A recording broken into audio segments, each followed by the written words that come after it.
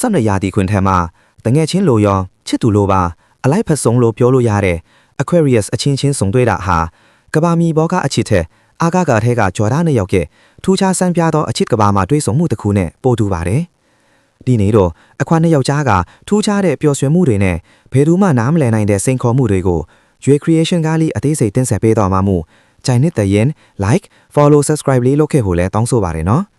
သူတို့ပေါင်းမိသွားပြီဆိုရင်လူတိုင်းကယူသွက်တယ်လို့ထင်ကြပေမဲ့သူတို့အချင်းကတော့တခြားဘဲသူထဲမဆိုပိုတိနေကြပါတယ်စမယာဒီကွင်ထဲမှာလိုင်းခွဲချင်း၊ကွာရွှင်းချင်းနဲ့စီးမြင့်တွေကနေယုံထွက်ချင်းကိုဖော်ဆောင်တဲ့ Aquarius နေရာစုံတွေ့တဲ့အခါဘာတွေဖြစ်လာမယ်လို့ထင်ပါတယ်လဲ။ဒါဟာယာဒီကွင်အားလုံးထဲမှာအစမ်းချေဆုံးနဲ့အလွတ်လက်ဆုံးအတွဲဖြစ်လာမှာပါ။ Aquarius နေရောက်တဲ့အချစ်ရေးဟာခင်မင်မှုကနေစတင်တာများပါတယ်။သူတို့နေရောက်ကြားမှာတူးညီတဲ့အချစ်ကတော့လွတ်လပ်မှုနဲ့အထိညံပါတယ်။တယောက်ကစမ်းကြဲတဲ့အကြမ်းရံတွေလူတိုင်းနားမလည်နိုင်တဲ့ထူးဆန်းတဲ့အပြုမှုတွေကိုနောက်တစ်ယောက်ကလောင်ရဲတာမျိုးမဟုတ်ပဲစိတ်ဝင်စားစားနဲ့ထောက်ခံပေးတတ်ကြပါတယ်။သူတို့ဟာအချစ်ထက်အတွေးအခေါ်တွေကိုပို့ပြီးဖက်လေကြတာကြောင့်သူတို့ရဲ့ဆက်ဆံရေးဟာအမြဲတမ်းစမ်းတင်နေပြီးပြင်းဖို့လုံးဝမကောင်းပါဘူးဗျာ။သူတို့နဲ့ရောက်ပြောဆိုဆက်သွယ်တဲ့အခါသူတို့ချင်းမဲနားလဲနိုင်တဲ့လျှက်စစ်တဲ့စီးသလိုပြင်းထန်တဲ့အကြမ်းရံတစ်တွေစီစစ်နေပါလိမ့်မယ်။ဒါဟာလူတိုင်းနားထောင်ခြင်းရလောက်အောင်ထူးခြားတဲ့စကားဝိုင်းမျိုးပါ။ဒါပေမဲ့နှစ်ဦးစလုံးကအတ္တပြင်းထန်ကြလို့ကိုယ်ပိုင်စီးခန်းတွေကြားမှာလမ်းပြောက်တတ်ကြပါတယ်။အရှိန်လျှော်ဒီငါတို့တယောက်ကိုကိုဖိချင်းတဲ့အတိုင်းဖိခွင့်ပေးရလားဆိုတာပြန်ဆန်းစစ်ဖို့လိုအပ်ပါတယ်။စိတ်ခံစားမှုအပိုင်းမှာ40%ရှိပြီးသူတို့ရဲ့အချစ်ဟာ romantic စိတ်မဆန်ပေမဲ့တငယ်ချင်းလိုမြင်တတ်ကြပါတယ်။သူတို့ရဲ့အချစ်မှာထူးခြားတာကကင်းကွာနေမှု detachment တွေကလှပမှုပါပဲ။တန်ဖိုးထားမှုအပိုင်းမှာတော့80%ရှိပြီးနှစ်ဦးစလုံးဟာလွတ်လပ်ခွင့်ကိုအစွန်းရောက်အောင်တန်ဖိုးထားကြသူတွေပါ။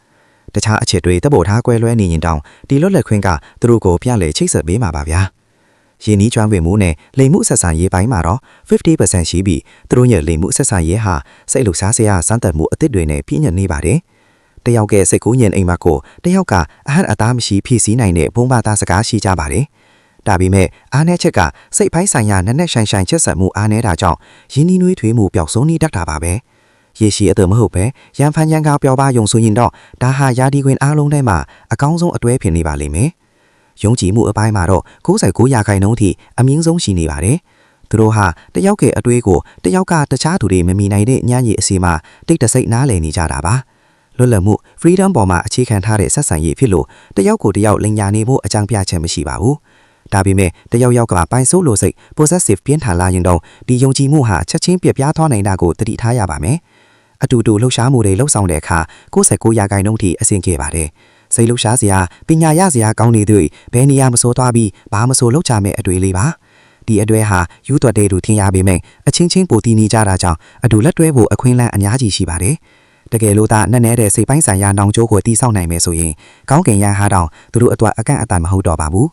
Aquarius အချင်းအချစ်ရိတ်ခိုင်မဲဖို့ဆိုရင်ဆောင်းရန် Deuce တယောက်ရဲ့စမ်းကြဲတဲ့ဝါသနာတွေကိုအတူတူမျှဝေလှုပ်ဆောင်ပါနီးပညာအနုပညာဒါမှမဟုတ်လူမှုရေးလုပ်ငန်းတွေကိုအတူတူလုပ်တာကတင့်တွေကိုပိုချိတ်ဆက်ပေးပါတယ်ပြီးတော့ခန်းစားချက်တွေကိုထုတ်ပြောဖို့ကြိုးစားပါငါမင်းကိုလိုအပ်တယ်ဆိုတဲ့စကားလုံးကရှက်စရာမဟုတ်ပါဘူးရှောင်းရန် Don'ts တယောက်ကိုတယောက်ထိန်းချုပ်ဖို့သို့မဟုတ်ပုံစံတွင်းဖို့မကြိုးစားပါနဲ့ Aquarius တယောက်ကိုလောင်အိမ်ထဲထက်လိုက်မိပြီဆိုတာနဲ့သူ့ရဲ့အချက်တွေပျောက်ကွယ်သွားပ